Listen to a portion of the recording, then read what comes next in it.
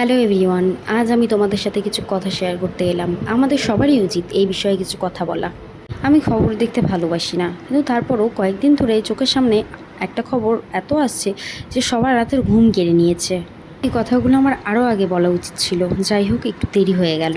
আচ্ছা, কেউ কি বলতে পারো আমরা মেয়েরা কোথায় সেভ?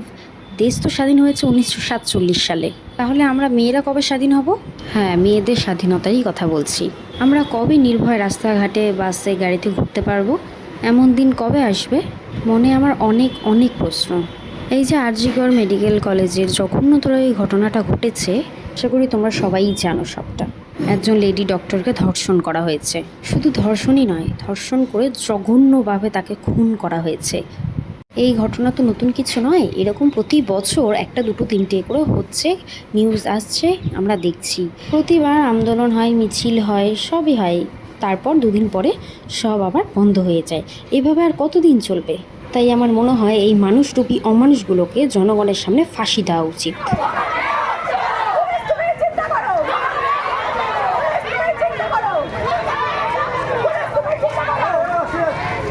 এই ঘটনার পর থেকে তাহলে নরপিশাচগুলো শিক্ষা পাবে।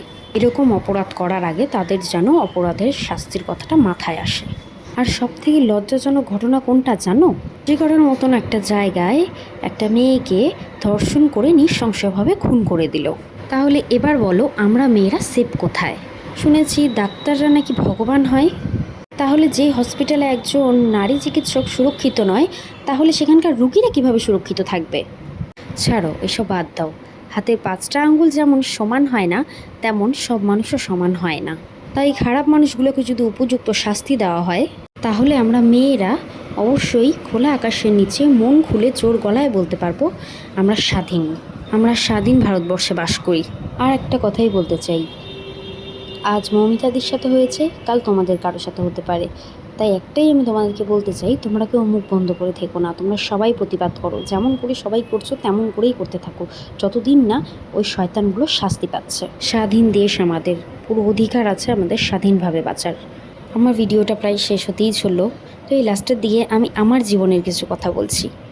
আমি যখন স্কুলে পড়তাম, ক্লাস 7, 8, 9, 10, 11, 12, 5 to 12 আমি এই রায়গঞ্জ পার্বতী স্কুলে পড়তাম। ছোটোবেলায় তো যেমন তেমন কেটে যায়। যখন আমার বয়সটা 16, 17 এইসবের দিকে যায়, তখন থেকেই ছেলেপেলেরা রাস্তাঘাটে অনেকেই টোন টিটকারি মারতো। তো সেটা আমি এসে বাড়িতে বলতাম। আমার মা বাবা একটাই বলতো যে, মারে তুই মেয়ে মানুষ, কোনোদিনও কোনো ছেলের কথার প্রতি উত্তর করবি না।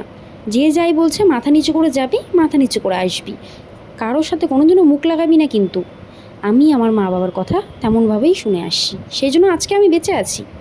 আমি যদি সেই দিন ওই ছেলেপেলেরা আমাকে অনেক অনেক ছেলেপেলে টিটকারি কেটেছে, টোন টিটকারি করেছে, ঠিক আছে, আমি যদি সেই সময় প্রতি উত্তর করতাম, তাহলে হয়তো তারাও কোনো এক জায়গায় আমাকে মার্ডার করতো, রেপ করতো, আমার মুখ বন্ধ করে দিত সারা জীবনের মতন, তাই তো? কিন্তু আমি সেটা করিনি, সেই জন্য আজকে আমি বেঁচে আছি। আজকে মৌমিতাদি অন্যায়ের বিরুদ্ধে প্রতিবাদ করতে গিয়েছে, জন্য মৌমিতাদির আজকে জীবনটা দিতে হলো। তাহলে কি আমরা মেয়েরা প্রতিবাদ করতে পারবো না? আমরা অন্যায় দেখব, মুখ বুজে সহ্য করে নিব? কেন? কী কারণে? কিছুতে মেয়েদেরকে দোষী ধরা হয় কেন? মেয়েরা ছোট ড্রেস পরতে পারবে না, মেয়েরা সন্ধ্যাবেলা হয়ে গেলে আর কোথাও বাড়ি থেকে বেরোতে পারবে না, মেয়েরা কোথাও একা যেতে পারবে না গার্জেন ছাড়া, কোনো বন্ধু বান্ধবীর সাথে কোনো কোথাও ঘুরতে যেতে পারবে না। কেন মেয়েদের ছাড় নেই? কেন ছেলেদের ছাড় আছে? কেন ছেলেরা রাত বিরাতে এদিক ওদিক চলে যাবে, রাত 12টা 1টায় বাড়ি ফিরবে, সেটা কোনো ব্যাপার না, সে ডিউটি থেকে ফিরছে, তার কোনো দরকারি কাজ ছিল। আর মেয়েরা যদি একটু সন্ধ্যাবেলা বাড়িতে ফেরে, তাহলেই বলবে নিশ্চয়ই কোনো ছেলের সাথে দেখা করতে গিয়েছিল, নিশ্চয়ই কোথাও আড্ডা মারছিল, ঘুরতে গিয়েছিল, এইসব বলে পাড়ার লোক। কেন? যখন নিজের ঘরের মেয়ের কিছু হয় সেটা ঢাকানোর চেষ্টা করে, আর লোকেরটা দেখলেই সেটা গোটা দুনিয়ায় রটাইতে ইচ্ছা করে। আমার পাড়ার লোকও আছে, কি বলবো, মানে বলার কোনো ভাষাই নেই। হয়তো ভিডিও তো অনেকেই দেখবে, দেখার পর বলবে হ্যাঁ এইসব বলছে বা কিছু, তাতে আমার কিছু যায় এসে না।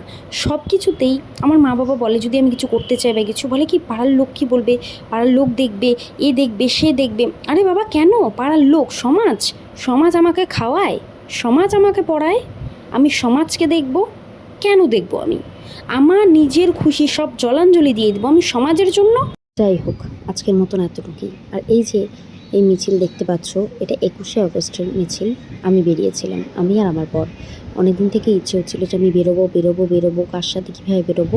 তো যাই হোক, ফাইনালি আমাদের ওখান থেকে বেরিয়েছিল, তো আমি বেরিয়েছিলাম।